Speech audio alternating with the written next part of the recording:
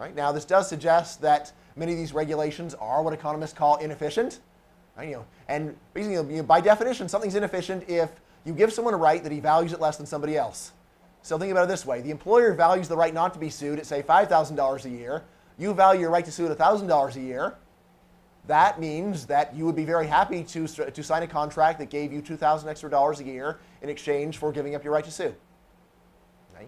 Now, even if the law said that you couldn't legally sign a contract saying that you give up your right to sue, if binding arbitration were actually truly binding, it effectively would be that, because you could go and sign with an arbitration firm that would always rule in the favor of the side that for whom it is more efficient to hold the right, in which case you would be able to get around the law, and that's a good thing, right? This is, if there's anything that economics teaches us, it is that when someone values something at $5,000 and someone else values it at $1,000, it is a good thing if the person who values it at $1,000 can sell the right to the person who values it at $5,000. Okay? So if you wanted to expand the role of private arbitration and private courts, the obvious things to do are, first of all, actually enforce binding arbitration clauses. So courts can say, look, it says binding arbitration. Binding means binding. Last time I checked. Okay, so if you go to a court and say, I'm not happy with how the arbitrator made the decision, or whether the decision the arbitrator ruled, or the decision the arbitrator made, one thing that public courts could do to greatly expand the role for arbitration is to say, you know what, that's your problem. Tough luck. You signed a contract saying there's binding arbitration. Binding means binding. I, in principle, cannot legally hear this case. Right? This is something that would probably vastly expand the role of arbitration and greatly reduce the role of public courts. In fact, probably virtually all lawsuits that arise between people at a contract with each other would disappear. Right? So all employment lawsuits would disappear because the binding arbitration would be put into the contract. You may say, what if an employee won't sign that contract? Probably that worker isn't going to get hired. Right? What do you think about a worker who's like the one guy in 100 who refuses to sign the contract saying, I will not sue you? Or I agree to arbitrate with your brother-in-law any dispute that we might have. What do you think is wrong with that worker? What's his problem? What's that guy's problem? Yeah, he's planning on suing you. He's got a big chip on his shoulder. He is a litigious person. In all likelihood, again, I don't know for sure. Maybe he's just a person who just always wants to have the option to sue, even though he's never going to use it. But that seems pretty strange. In all likelihood, the person is actually a potential troublemaker, and so a person like that is going to have trouble getting a job in the first place, which means that in practice, almost all of these contracts are going to be arbitrated. Also, very similar with things like medical malpractice. There's a contract with your doctor, directly or indirectly, and if you could go and get significantly cheaper healthcare insurance by agreeing to give up your right to sue your doctor for malpractice, or again, by saying that the suit will be handled under arbitration, very likely that you would go along with that. Yes? Isn't there currently something like that with car insurance? Yes, very good question. Yes, so right now with car insurance, and here I unfortunately have one example of personal experience, but the experience is as good as a car accident, it was as positive as a car accident can be.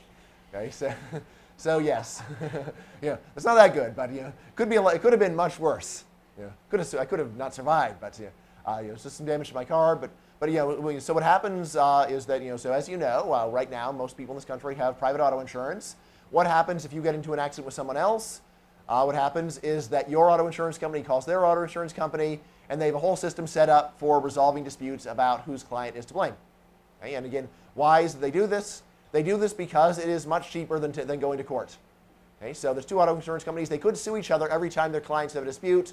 However, they would be unable to stay in business because the rates would be so high in order to cover the legal expenses. And so they handle privately. Okay? So binding arbitration is one simple way that you could greatly expand the role for private courts. And again, this does not mean that everyone would say, I want to have this arbitrated by your brother-in-law. This is only for in cases where you've been legally given a right that you cannot get rid of that is worth a lot less to you than it is worth to somebody else. Okay, so like the right to sue your employer for unfair treatment is, I think, very likely to be that kind of right. In the case of medical malpractice, there it's actually a little more complicated because you might actually want your doctor to have an incentive not to accidentally kill you. Okay, maybe not. It depends upon. Say maybe not. Well, because it depends upon the cost, right? If the existence of lawsuits only very slightly improves the safety of medical processes, but is extremely expensive for doctors because a lot of lawsuits are bogus. In that case, you'll probably wind up signing, effectively signing on for an arbitration clause where most lawsuits are going to just be ruled in the doctor's favor. On the other hand, if there's a big incentive effect of medical malpractice suits, if doctors really are substantially safer when they're under this threat of being sued, and on the other hand, if most suits are actually genuine and due to a doctor's fault, in that case, it is going to be inefficient for people to sign away the right. In this case, it's basically going to be, look, the right to sue me is worth $2,000 a year to you. It's only worth $1,000 a year to me because I'm generally innocent. So in that case, you may wind up signing with an arbitrator that where the standard of proof for saying the doctor is guilty is going to be lower. Okay. So I mean, just actually giving blanket recognition of binding arbitration would make a huge difference for the role of arbitration in our society. But again, something that is even simpler for government to do if it wants to expand the role of private courts is just say, look, there's some kinds of disputes that we don't listen to. Again, most obviously a contract dispute. Okay, so you may have heard government is absolutely required in order to enforce contracts.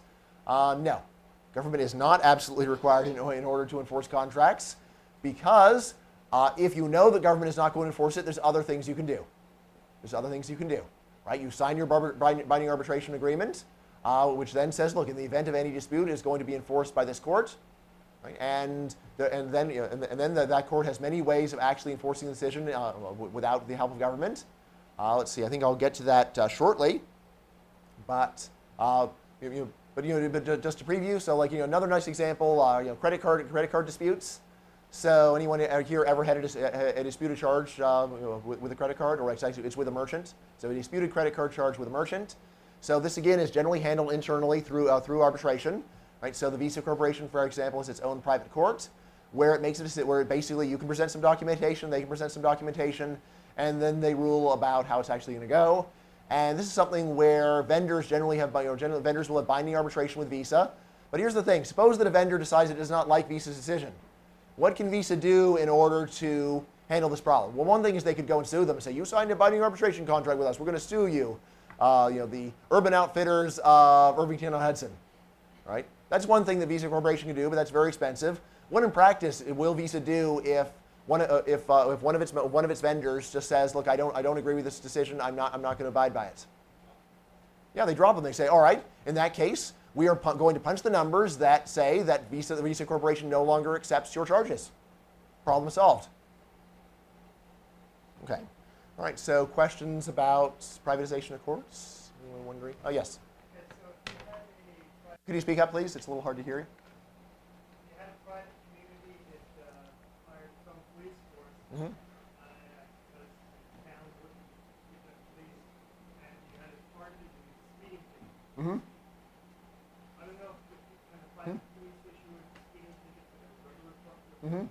knowledge. Mm-hmm. And since the person who was speeding may not have signed any arbitration, Mm-hmm. you would have to go to federal court. Mm-hmm. How would Let's see. Right, again, from what I've told you, I'm merely talking about ways that private courts can be used more, as long as it's on a government-owned street. Actually, there is something that government could do even here, which is say, look, you show up at the public court, and now but rather than letting you see a judge, here's what we're going to do. We're giving you a list of 10 different arbitrators that could handle this case. You can both cross off 3 names from the list of people that you don't want. And you have to sign this. You have to arbitrate it, but that's all we're doing. Okay, so again, this is something that arbitration companies do already, which is that when they have 2 parties, they say, look, here's a list of names, and you can cross off a few names that you don't like, and then you will be given someone from the list that is mutually acceptable. So one way that public courts could greatly reduce their workload or their caseload is to say, look, for at least for a certain range of cases, you have to arbitrate. Right? We're not going to hear it. Instead of getting to go before a public judge, you are going to go before an arbitrator. You're going to pay them, and other than that, we're not going to be involved. Okay, let's see. I don't see a clock anywhere. Is there a clock somewhere, anywhere in the room? No. Let's see. What's that? Okay, so in that case, I think I will move on. All right. So finally, we can move on to rule formation.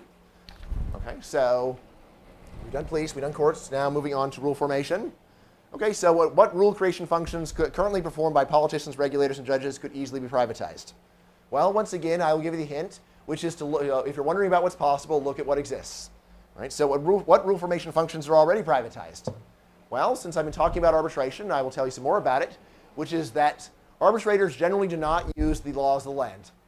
Arbitrators usually do not, when they're trying to decide a case, they normally do not go to the state of California legislation and see what the legislation says and then enforce that. Instead, normally arbitrators have their own set of rules.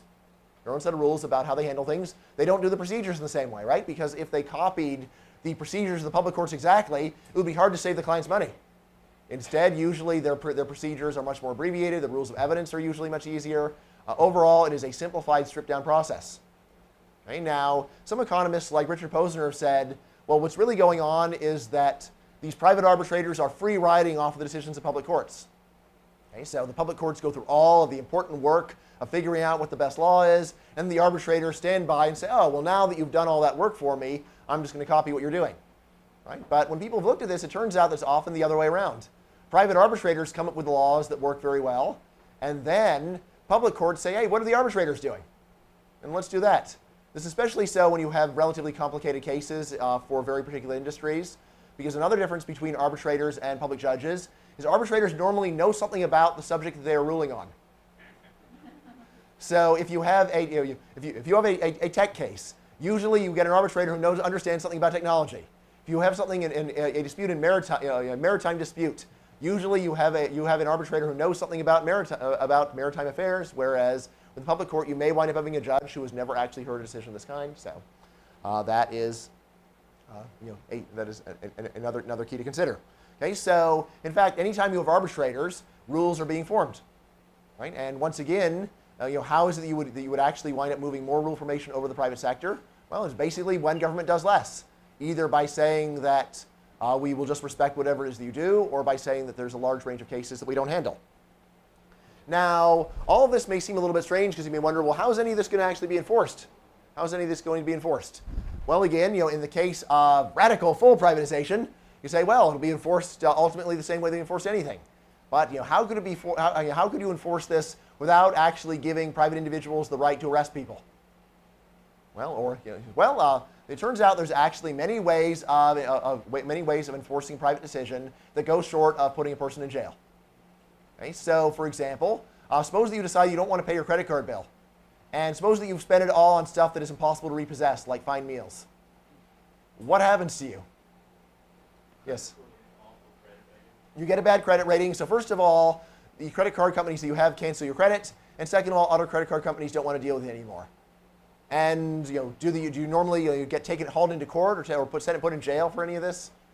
Even if it's obvious what you were doing, even if you obviously just maxed out your credit card on non-repossessable stuff and then said, I can't pay, for me. No, normally there's no legal punishment, but what happens is that credit card companies don't want to lend to you, and they tell other companies, and then you've got a problem because it's not easy living in today's society without a credit card.